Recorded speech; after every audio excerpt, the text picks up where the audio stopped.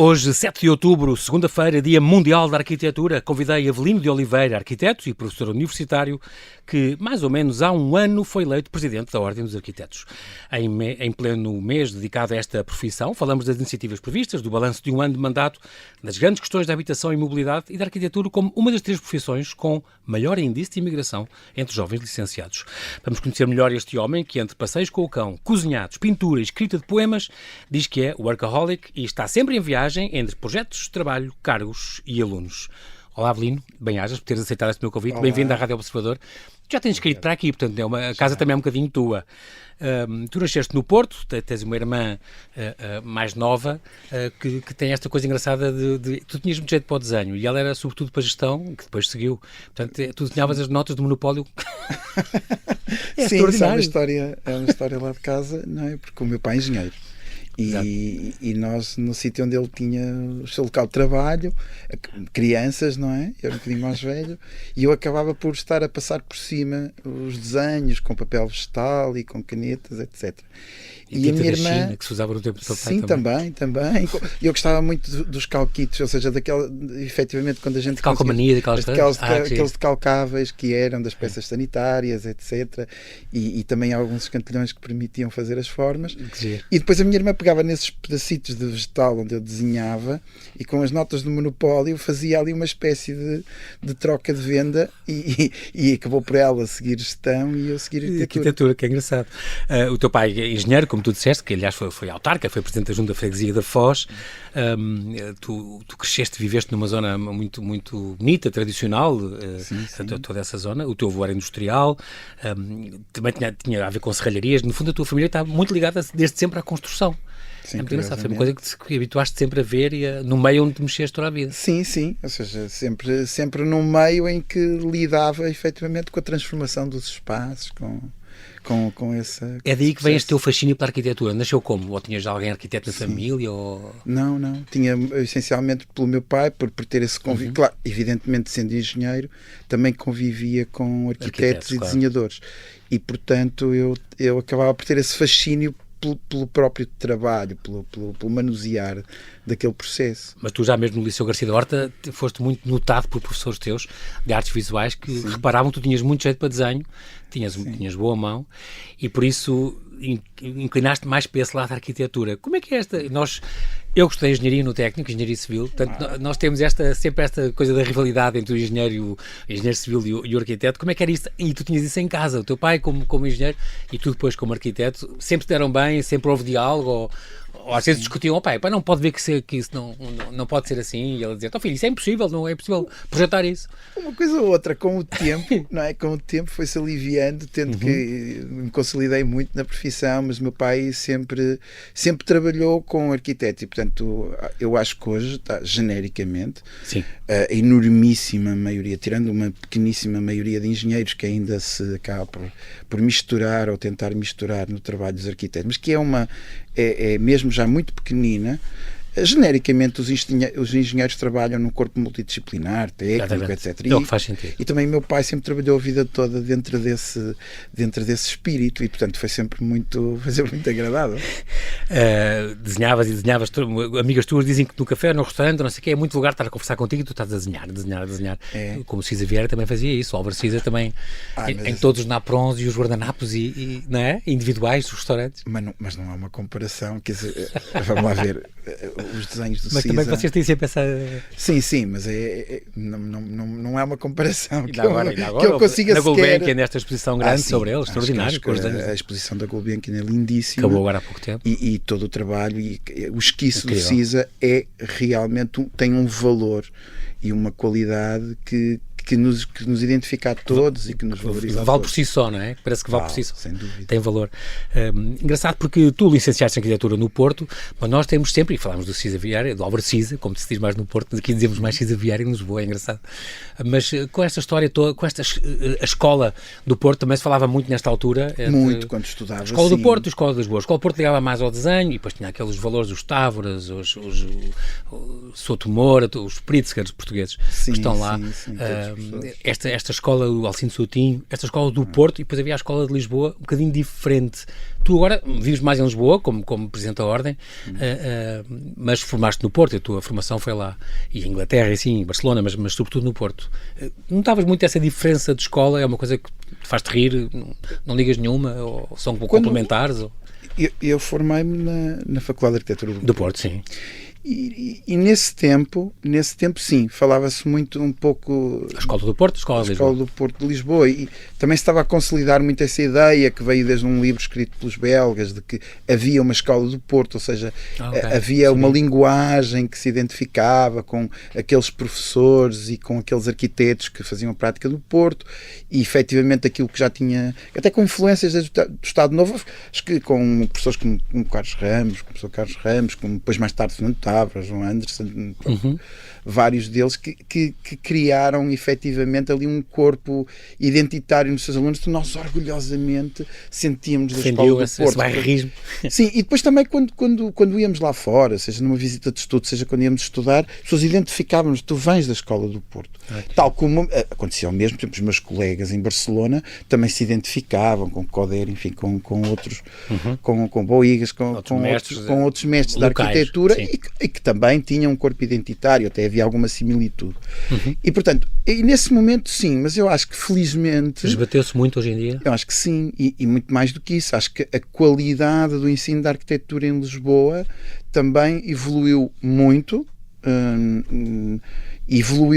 positivamente, e portanto eu acho que nós temos magníficas escolas de arquitetura procuradas e valorizadas em todo o mundo.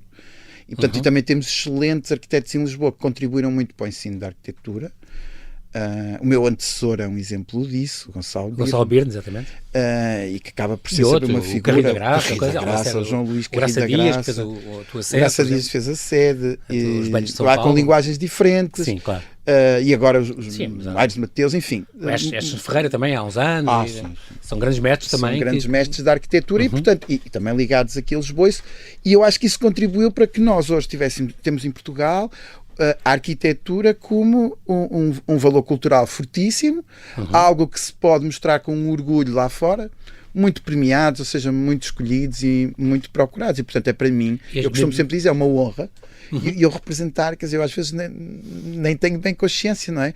A honra que tenho em representar institucionalmente todos estes milhares de arquitetos tão bons. Tu dizes com muita razão isso, é uma coisa engraçada que tem a ver com a imigração, que de facto é muito grande. A arquitetura está entre as 3 profissões com o maior índice de imigração entre jovens licenciados, mas tu dizes, e de facto há aquela matriz, por exemplo, de remuneratória tem que ser mudada, e tudo isso tem que ser mais aproximado ao que deveria ser, mas sem dúvida. De facto, e mesmo o teu mandato reflete isso. Nós, como tu disseste uma vez, se não me engano, escreveste aqui até no Observador no ano passado, nós devíamos exportar a nossa arquitetura em vez de exportar mais arquitetos. Viajar em trabalho em vez de emigrar para trabalhar. Portanto, é um bocadinho... Porque nós somos reconhecidos, mesmo estes jovens, que estão cada vez mais a ganhar concursos lá fora, jovens arquitetos portugueses, como aconteceu na Finlândia, se não me engano. Finlândia, Albânia, Suíça, felizmente temos vários a ganhar concursos. Vários, mas podiam ser muitos mais. Mas isso revela o grande nível de ensino e de arquitetos que nós também temos, e portanto temos que prendê-los cá também, não é? João Paulo, vê uma coisa, as vagas internacionais, as vagas que abrem internacionais para as nossas escolas, vêm do norte a sul, Minho, etc., Coimbra, escolas de arquitetura fantásticas, são todas preenchidas. Nós temos uma elevadíssima procura de alunos internacionais para vir ao ensino de arquitetura nacional. Mas depois temos um ato curioso, é que eles não ficam cá. Pois. Ou seja, nós temos grande atratividade no ensino, mas depois não temos grande atratividade na prática profissional. Exatamente. Porquê? Porque infelizmente o país não tem olhado, não tem cuidado bem daquilo que é a vertente económica e de valor cultural que a arquitetura produz. E depois isso também se transforma que nós temos muito mais dificuldade em exportar a nossa arquitetura.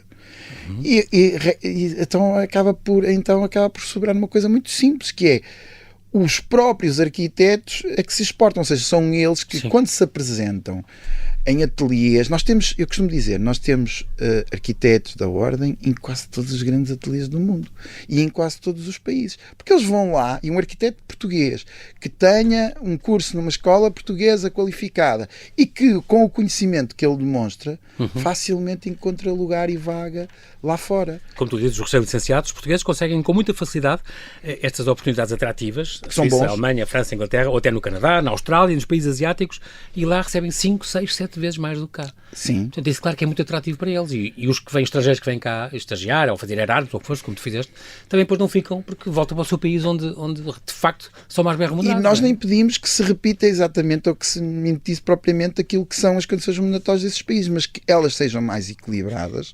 Exato. Dentro do contexto nacional. O que é que falta, Avelino? Esse acarinhar que falta por parte de quem? Do Estado?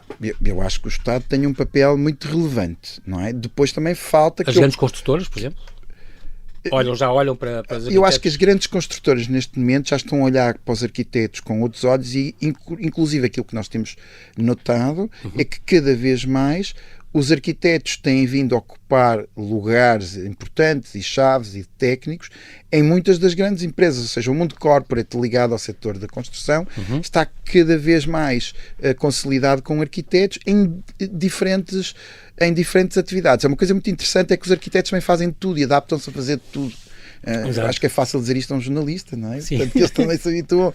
Mas nós também somos uma profissão de saber, de conhecimento, de aprendizagem constante, de formação contínua ao longo da vida. Portanto, o que falta aqui é alguma regulação, porque existe uma desvalorização do valor do trabalho dos arquitetos.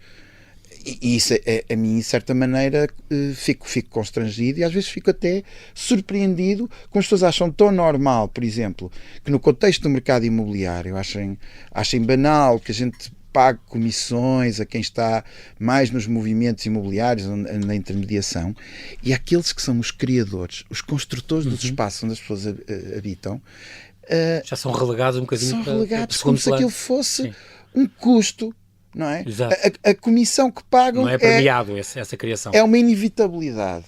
Pois. O trabalho do arquiteto é um custo que, quanto menor for, melhor. Epá, isso Exato. não acontece nas outras atividades. A que é valorizado. A gente não vai, qualquer coisa, desde o ginásio propriamente ao médico, não vai escolher só pela relação do preço. Exato. Nós vamos Pela qualidade profissional pela qualidade, pela segurança que nos dá, Claro, pela responsabilidade, claro. pelo aquilo que nos consegue construir. E não quer dizer que não haja em muitos setores também essa opção junto dos arquitetos, mas o que há é um enorme desprestígio. Então, no que se passa na encomenda pública, ou seja, no próprio Estado enquanto cliente, a situação É escandalosa. Eu diria que sim, eu diria que a palavra é mesmo essa. Ainda há muito a fazer. Há muito muito. a caminhar. Quando nós na Ordem fazemos os números, ou seja, fazemos as contas, estamos a monitorizar isso, nós próprios nos surpreendemos com os dados que estamos a obter. Eles são metade daquilo que a gente julga. Nós fizemos um cenário mau e o cenário o real ainda é abaixo é abaixo do nosso pior cenário. E isso é surpreendente. Portanto, importa dizer isto no Dia Mundial da Arquitetura, onde se celebra, que coincide com o Dia do Habitat, em que temos que falar de sustentabilidade, das alterações climáticas, da qualidade do espaço público, de melhorar uma cidade como Lisboa, daqueles espaços que desenhamos para os nossos filhos, as escolas, aquilo que nós queremos viver. Sustentabilidade e tudo o que Como queremos viver, como é que nós queremos desenhar as nossas cidades, como é que nós queremos ser um país do futuro, que estamos sempre a lidar com esta produção espacial, temos que pensar um bocadinho nisso, não é? E não, às vezes o que dá a ideia, Avelino, é que é tudo feito um bocadinho por remendos. Agora é isto aqui, a estação do metro do Porto e de Lisboa, estão as duas em obras. Parece que não houve um PDM original ou um plano de intermunicipalidade que julga tudo. O metro é um bom exemplo, o metro do Porto é um bom exemplo, que é uma obra do Eduardo Souto Moura, que é um Pritzker, é lindíssimo, ou seja, repare... Não estou a dizer qualidade estética. Agora o problema do planeamento, claro. Exato. Claro. Aí é que eu acho que falha. Mas repare, também, a quantidade de turistas internacionais que usam o metro do Porto e que gostam imenso e que ficam fascinados, e o valor que tem ter um arquiteto de prestígio e qualidade a desenhar aquilo, uma infraestrutura e desenhar aquele espaço público e que nós todos nos orgulhamos, que é muito bonito e que tem valor e há espaços na cidade que foram transformados dessa maneira, tal como em Lisboa, não é? O Terreiro do Paço, desenhado por Bruno Soares, que quando desenhou aquele espaço que nós tanto utilizamos, pouco pensamos no urbanista, no arquiteto. Incrível. Feliz 13. Engraçado que quem te conhece diz que podias ter sido advogado. Porque tu gostas de defender as causas e gesticulas, falas alto e tens... Ou deputado também. Estou-te a ver também. Hoje em dia não é coisa que me passe. Que te teria isso em particular. Cabeça, mas tu de facto és conhecido por ser impulsivo, ter o coração ao pé da boca e gostares de trabalhar em equipa. É engraçado. Olhas muito para o trabalho de toda a gente quando estás num trabalho comum com gente. Isso é engraçado. Há muitos colegas teus que são muito... Eles é que sabem. Admito que às vezes seja um bocadinho... impertinente, sim. Esta, grandes mestres na tua vida, dá-me referências tuas. Frank Lloyd Wright, vais dizer esse, por exemplo? Sim, Cisa, Frank Lloyd, obviamente. claro, Cisa, porque é da escola. Quer dizer, os mestres lá, o Távora, Fernando Távora, nós tínhamos uma relação. E agora ainda por cima estamos a comemorar o centenário. Aproveito para dizer, vamos ter muito brevemente a exposição com a obra dele, e que vai estar no Salão Nobre aqui da Assembleia da República. Boa, aqui em São Bento. Boa. Vai inaugurar já daqui durante este mês de outubro. Muito bem. E, portanto, é um trabalho da Fundação Marcos da Silva, onde tem espólio, e também com o trabalho da Ordem dos Arquitetos. E eu empenhei-me particularmente em que fosse para a Assembleia da República, porque o Fernando Távora desenhou, que é uma história bonita, desenhou aquele edifício, não é? Já tinha sido Raulino. Não. Também participou, se calhar? Sim, mas não. O edifício que está de serviço, ou seja, o edifício que desenha a Praça da Constituição é do Fernando Távora. Sim. E, portanto, aquele que se fez, aquele anexo que se fez. Não, o Palácio São Bento, sim. Sim, claro. Aliás, depois a Raulino remodelou quando foi para o Parlamento, remodelou algumas salas, mas depois também já vinha atrás do edifício, obviamente. E, portanto, é importante ter a questão, sim, é importante ter a exposição vai ser lá, então, já dentro destas comemorações que estamos a celebrar. Tu fazes viagens arquitetónicas, Avelino? Por exemplo, vais a Marselha ver coisas do Corbusier? Já fui. Foste? Já. Ou à Índia ver coisas de... À Índia ainda não fui, mas faço viagens arquitetónicas agora. Para ver obras, o Niemeyer, foste ver a Brasília, por exemplo? Não, por acaso o Brasil, mas vou brevemente e portanto tenho que aproveitar isso, mas sim, faço e aproveito as tuas férias. E aproveito quer as férias, quer aquelas que são as viagens de trabalho sempre. Congressos e coisas, isso é muito importante. Muitas. E também já agora um extra, após de mestres e pessoas que tu admiras, a Joana Vasconcelos é uma coisa muito bonita que tu dizes também, de facto, que tem... Por acaso nessa entrevista, bom, a questão da Joana Vasconcelos... Como diz o Lipovetsky, fala da feminilidade, do trabalho artesanal, ele junta isto à cultura portuguesa, à criatividade contemporânea, a novidade, a beleza, é muito engraçado, de facto ela traz isso tudo. Eu acho que sim, pela dimensão feminina e pós-modernista do que a Joana representa. Não quer dizer que me identifique com todas as obras, mas na verdade nós às vezes tendemos a ser demasiado críticos com os nossos. Sim. E, portanto, acho que o trabalho da Joana Vasconcelos, até apesar de podermos ter uma discussão mais profunda sobre isso, o valor que transporta e aquilo que levanta... A embaixadora lá fora, exatamente. Isso é extraordinário, projeta o nosso nome incrível lá fora de uma maneira extraordinária. Estamos aqui a falar também, a propósito da tua formação, uma coisa muito curiosa, que foi o Erasmus. Tu foste, se não a primeira geração, das primeiras gerações que fez Erasmus, foste a Barcelona, foste para Bath, muito bem, fica ali a 2 horas de Londres, 160 km, onde privaste, digamos, com o Peter Smithson, Patrick Hodgkinson, tens assim uma série de contactos importantes que fizeste lá, mas sobretudo numa altura em que não havia internet, não havia os telemóveis, não havia... Tiveste a oportunidade de, tu dizes, este projeto de Erasmus, que foste dos primeiros, é um orgulho, uma vez mostraste numa entrevista, traga um objeto, trouxeste o meu cartão do Erasmus, porque isto, de facto, foi das coisas mais importantes, um dos maiores benefícios da nossa entrada na União Europeia, partilhar estes valores comuns, ter amigos de todas as línguas, falar em várias línguas, quebrar fronteiras, viver a diversidade. E, de facto, tu, apesar das saudades do café que tinhas quando estiveste em Bath, vibraste imenso com esta cidade que vem desde os romanos e das águas termais. Sim, tinha as termas romanas. Eu acho que, bom, primeiro falando do Erasmus, acho que o Erasmus foi efetivamente um projeto muito interessante e que eu até acho que precisa de uma nova dinâmica, ou seja, a certa altura banalizou-se. No momento em que eu vivi, o meu Erasmus era de um ano. Agora é semestres. Agora é semestres, às vezes trimestres, não é? Era mais longo, significava mesmo a experiência de vida naquele país e... Seres obrigado a falar a língua e seres, exatamente, isso era muito importante. E criar... a cozinhar. Mas isso tu gostas? Foi um processo. Agora gosto, mas na altura foi um processo de aprendizagem. Claro.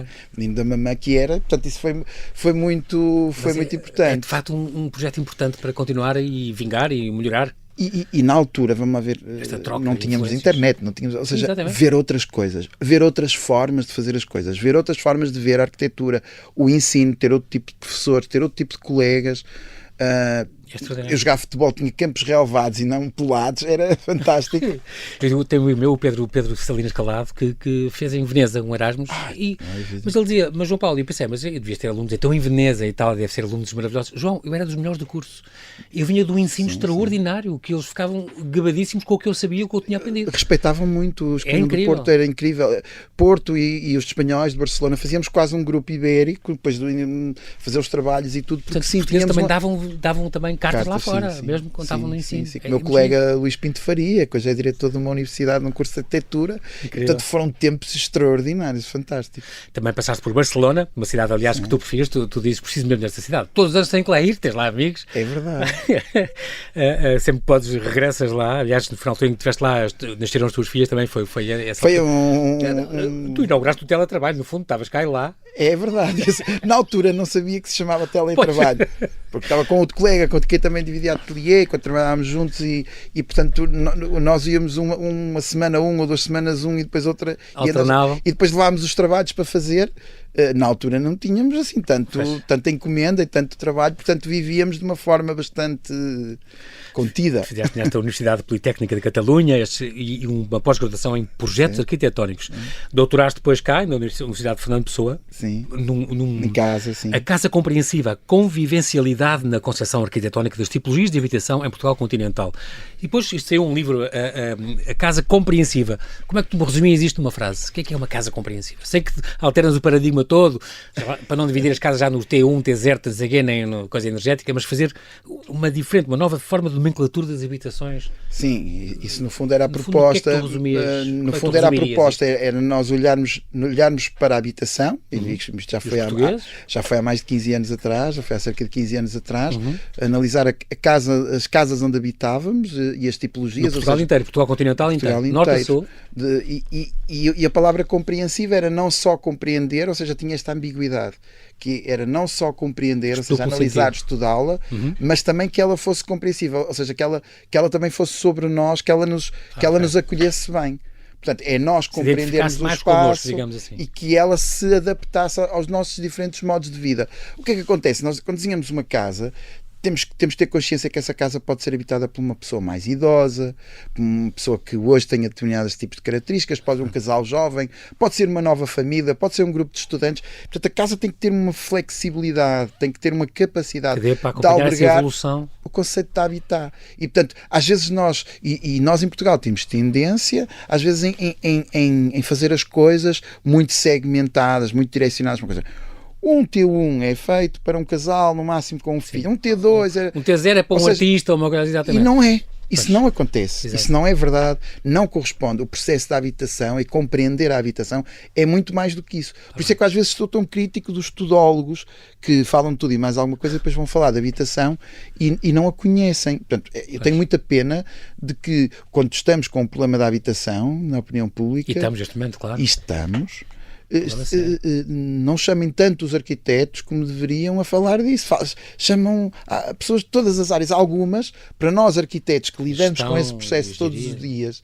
Às vezes, alguns casos a gente ouve falar, ouve aqueles comentários, e eles estão tão distantes de uma determinada realidade do ato de construir, do planear, do projetar, do licenciar, do decidir, depois do estar na obra e depois da comercialização. Sim. E depois da manutenção do ciclo de vida da obra, que eles estão ali a falar como se fosse uma coisa inerte. E vocês deviam estar a fazer parte da equação, obviamente. Muito mais. Eu lembro-me e isso agora falando, por exemplo, da habitação social, lembro-me, nunca mais esqueci disto, que um amigo meu, arquiteto, que me disse, agora eu ir ao Disney com os meus filhos, não sei o quê, passa em Barra de Lavallée, porque isto fica ao lado de uma coisa, vai ver a habitação social, o bairro inteiro que fez o Ricardo Boafil, grande arquiteto, morreu há poucos anos, e de facto era uma coisa onde o Tavares se inspirou para fazer... Também de Barcelona, não é? Que a civilização francesa... Exatamente, e fez aquelas casas que parecem aqui as Amoreiras, os apartamentos de luxo das Amoreiras, e era habitação social, mas lindo de morrer. Eu pensei, não tem que ser necessariamente um bairro social, uma coisa feia e triste, há exemplos maravilhosos de como era o caso, um grande arquiteto fez um grande bairro social, a rendas reduzidas, mas o bairro todo pareciam habitações de luxo, é extraordinário. Portanto, uma coisa, às vezes vezes eu acho que há o preconceito de não se chamar os arquitetos para esta discussão porque querem fazer coisas muito... Sim, nós às vezes damos Norman Foster e depois a ver ser... um valor... São sim, caros. Norman Foster também. Falar de Bofill e Norman Foster, estamos a falar de... Frank Gehry, querem fazer uma coisa de Frank Gehry e não dá para... Falar de 3 exemplos muito interessantes e muito dispares entre si. Mas, sim, às vezes a questão da habitação social, ou tentar conotar uma classe social com o tipo onde habita, os espaços, isso, às vezes nós damos um valor às palavras que elas não deviam ter, não é? Nós hoje estamos a procurar, e depois também esta coisa do pós-modernismo também de suavizar as coisas. Nós agora temos falado de habitação acessível, arrendamento acessível, a casa ser inclusiva, etc. É muito interessante, mas é um jogo de palavras. Nós o que precisamos é que haja intervenção pública e que haja efetivamente a capacidade de haver de casas, não é? De haver habitação, mas haver casas. Eu gosto muito da palavra casas. Porque acho que a palavra, nem toda a gente sabe a história, mas a palavra casa é... Diz, conta. A palavra casa vem do latim, não é? De casai, quase de abrigo, de barraca. Okay. Porque era, no fundo, aquilo que se construía nos burgos medievais, à volta da igreja, ou que se colocavam por ali. Ou do Exatamente. Ou dentro do castelo. Porque as casas senhoriais eram as domos. Não é? Okay. Pronto, isso no Império Romano. Portanto, a casa era algo menor. E depois esta palavra ganhou um valor que hoje nós temos, foi-se construindo.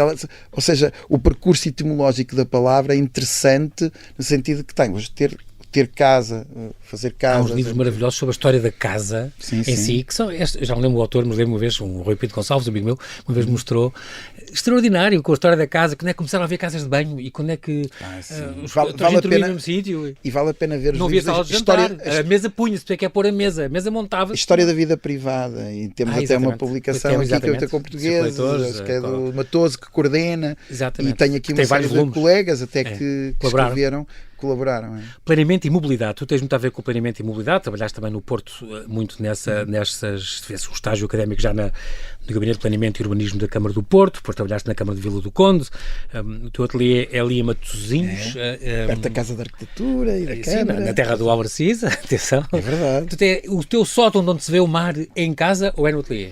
Ou é a mesma coisa? Casa. Não é a mesma coisa, em casa. Em casa eu moro um bocadinho mais a norte, moro no lado norte de Matosinhos e tenho um sótão onde se vê o mar, sim. Planeamento e mobilidade é muito a tua área. Tu és um flaneur, gostas de passear pelas cidades, mas também viajas em transportes públicos, porque a mobilidade nas cidades, de facto, é um tema que te é caro. É uma coisa que me interrogo. Porque é que as pessoas às vezes têm vergonha de dizer que andam de autocarro? Exato, de metro. Mas no metro de Sousa é um luxo. Mas eu, por exemplo, viajo muitas vezes em Porto e em Lisboa e agora nem sempre consigo, mas comboio. Uso muito comboio, mas também uso muito o autocarro. Porque na minha trabalho, em termos de planeamento, e as pessoas achavam sempre que eu estás a poupar dinheiro. Mas são muito baratos, de facto, e já são condições ótimas hoje em dia. São baratos, mas também oferecem um bom serviço. Claro que sim. Já não é aquelas caminhonetas e sem suspensão. Eu aconselho sempre as pessoas a ir uma sexta-feira, uma segunda-feira, ir a Sete Rios, não é? Ao terminal. Que é o terminal da rodoviária. Ou efetivamente ir ao Oriente e ver a quantidade enorme de pessoas que estão em percurso e que utilizam e que representam o sangue da nossa sociedade. Porque eles vêm dos diferentes lugares do país, aqui para Lisboa, por virem trabalhar ou por virem estudar. E é incrível os momentos de vida que ali acontecem. Isto, ao contrário da qualidade dos espaços, que é uma coisa que eu depois me queixo sempre muito, é que nós temos que qualificar muito os espaços das nossas cidades e, por exemplo, a questão dos espaços de mobilidade, os principais terminais, as estações, não estão tão bem qualificados como deviam. Ali no Oriente não te podes queixar muito. Não, o Oriente até é de um arquiteto, mas repare, queixo-me porque uma coisa é para o comboio, outra coisa é para o terminal de passageiros de modo rodoviário, que é assim que se diz tecnicamente, seja para os vulgos autocarros, é para aquilo não tem boas condições, há de experimentar, João Paulo. Vai ver que... Tem aquelas baiazinhas, digamos. Não. Teria que ter grandes melhoramentos e creio que vai ter agora com a intervenção da IP, mas não ao nível do que Lisboa precisa. Para esses níveis das estações e desses espaços de mobilidade, precisamos de uma espécie de programa Polis. O Polis remodelou e melhorou muito muitas cidades do interior, Viseu, Évora. Entendo que nos programas comunitários, sim. Às vezes, nos programas comunitários ou os fundos comunitários. Nos fundos comunitários deviam estar previstos fundos especificamente para isto. Faz pena ali no comboio estar um luxuoso e depois ser relegado para segundo lugar as caminhonetes. Mas não é só nessa escala. Também na escala da nossa paragem, do autocarro comum na cidade, ela tem que melhorar muito. Algumas não estão ao nível daquilo que deveriam ser. E portanto acho que nós, estas pequenas coisas do nosso cotidiano, da nossa cidade, repare, ninguém se queixa de ter uma estação de metro à porta, mas se lhe puserem uma paragem em frente, coisa de autocarro em frente da porta, queixam-se, não é? E portanto são dois elementos que criam opiniões diferentes.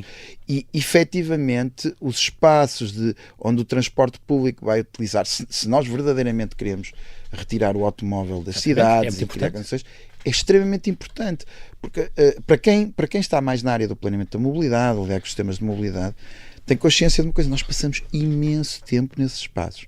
Sim. Porque as pessoas geralmente só se preocupam com o espaço que a gente está dentro do percurso, do chamado material circulante, que seja um autocarro ou um comboio.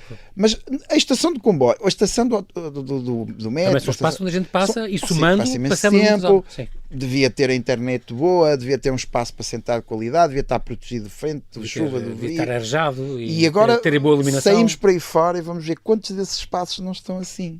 Pois. É uma diferença grande. Esta coisa da cidade, a mobilidade, tem a ver com a mobilidade. A cidade dos 15 minutos, isso existe, aquela coisa a nossa casa e o nosso emprego e tudo, devia estar tudo mais ou menos. Isso é uma coisa a almejar ou é um... Sim, aquilo veio de um conceito do Carlos Moreno, da Presidente de Câmara, vamos chamar-lhe assim, de Paris, Ana Hidalgo, que depois montaram um conceito e que no fundo transformaram Paris. Foi o início de um processo de transformação de Paris até muito interessante, que vale a pena ver. Depois Estás a falar quando? Foi em que altura, Avelino? Já foi tem sido nos últimos... Não, há muitas décadas, mas nos últimos 15 anos. Eu não consigo, por acaso, precisar quando é que o Carlos Moreno, mas eu diria que há mais de 10 anos seguramente. Sim, pronto. Mas terá sido por aí. Depois aquilo influenciou também por um plano que foi muito conhecido, dos super quarteirões, super quadras, que eles chamam super ilhas em Barcelona, que também é outro exemplo, mas parecido. Mas eu acho que Lisboa, eu se calhar vou dizer aqui nós temos uma escala pequenina. Há uma frase que eu costumo dizer que nem sempre é bem entendida. Mas diz. Não sei. Tu tens ser politicamente correto o mais possível. Vamos lá ver. E eu costumo dizer que sendo do Porto, vivendo em Lisboa, sendo muito portuense, mas tendo uma grande, universitário cá, exato, uma grande estima por esta cidade, que me deu sempre coisas fantásticas, inclusive foi cá que eu conheci a minha mulher e tudo mais. David Bowie, é verdade, nos anos 90, no concerto, e ela deu-te tampa. Pois deu. Mas depois tiveste que insistir muito até ela aceitar. Um bocadinho. Tu és mandado, eu digo, ela vai ficar zangada. És teimoso, mas isso é bom, em certas coisas é bom. Vai ficar zangadíssima. Não vai nada, vai lembrar coisas boas, então valeu a pena, então, e tem duas filhas maravilhosas, pelo amor de Deus. Mas diz, então, esta cidade, quando tu conheceste, e eu costumo sempre um bocado adotado por Lisboa? Sempre um bocadinho adotado.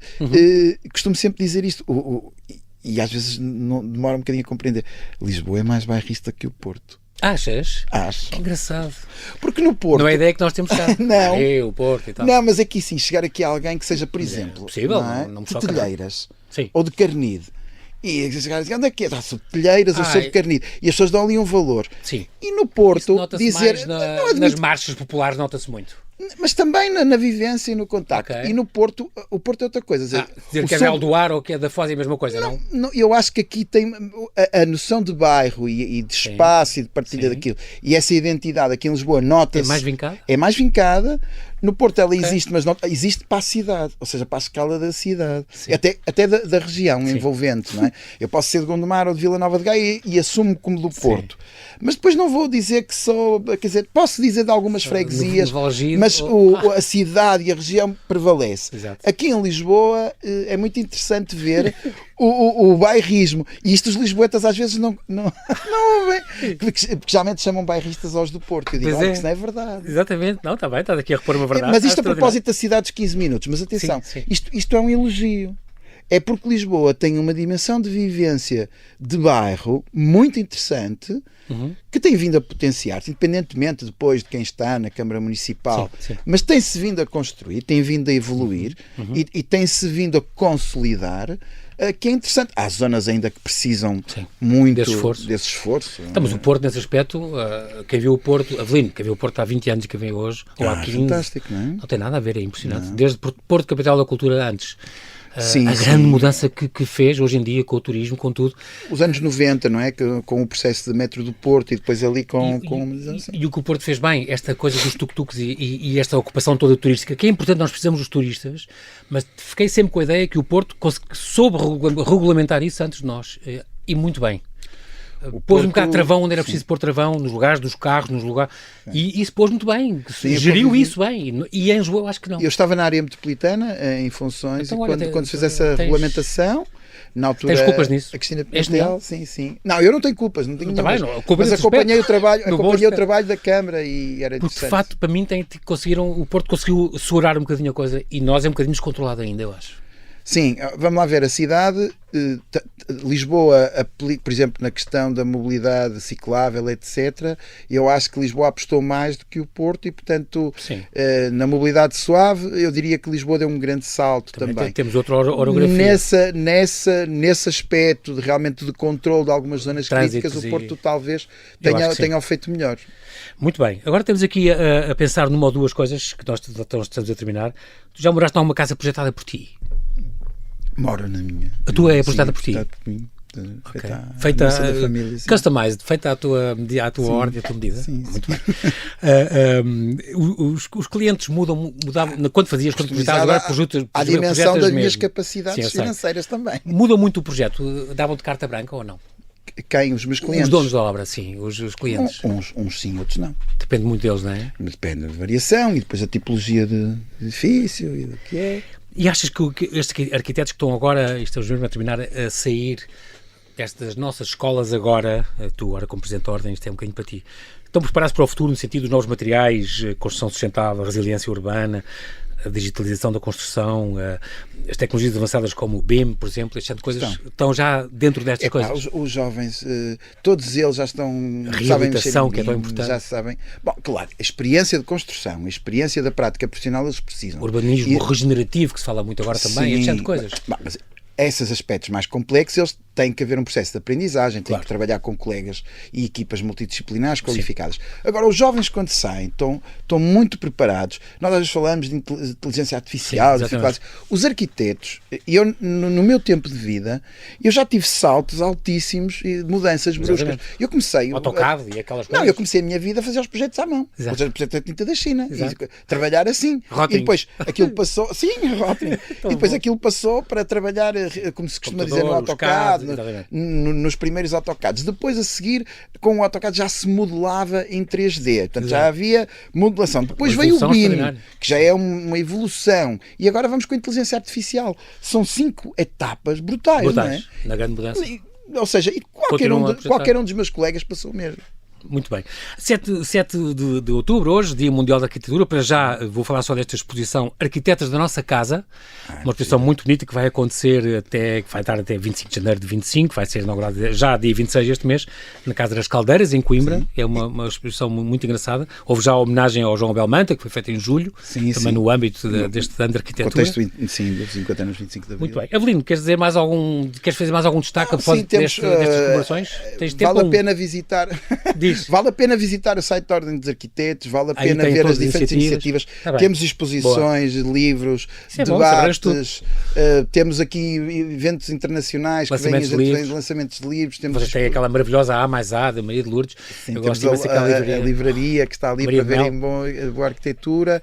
Temos imensos debates, temos iniciativas por todo o país, temos jornadas internacionais no Algarve, temos os prémios no Norte, sei lá, até ao início de novembro, até no Pico, vamos ter iniciativas. Portanto, incrível. Na Ilha do Pico. Estás a trabalhar bem, Avelino, é o que isso quer dizer. Estou e a tua equipa? A esforçar-nos, toda a nossa equipa, porque é um trabalho muito difícil em prol dos nossos colegas para valorizar a profissão. Muito bem, acarinhar a profissão dos arquitetos é muito importante. E esta luta é permanente. Agora, há 2 anos, quando mudaram o estatuto outra vez e houve esta das ordens, vocês tiveram e têm que lutar imenso contra isso, que é voltar a abrir as portas a outras pessoas poderem ensinar projetos, meus arquitetos. Parece que querem-nos sempre forçar a voltar. Vocês não é a única ordem à luta com isso, mas de facto parece um retrocesso. É uma conversa já tão gasta e tão pouco interessante. Sim. Aliás, nós temos ótima relação com os engenheiros e institucionalmente com a Ordem dos Engenheiros e não percebemos como é que o legislador, e quando eu digo o legislador, é porque quem está no governo depois fica intrincado nos processos formais, volta sempre aos mesmos problemas e depois é sempre o mesmo sempre pretexto. A Europa, por isto, por aquilo. Que é e a culpa de tudo. as coisas estão consolidadas, temos aqui as valorizar. Exatamente. Voltar é um sucesso. Avelino de Oliveira, quero agradecer muito a tua presença, obrigado pela tua disponibilidade. Envia aqui ao Observador, onde, aliás, volta e meia, ano passado tiveste cá 2 artigos publicados e volta e meia. E umas entrevistas. Contamos com a tua presença também. Bem-ajas e até à próxima. Muito obrigado. Muito obrigado.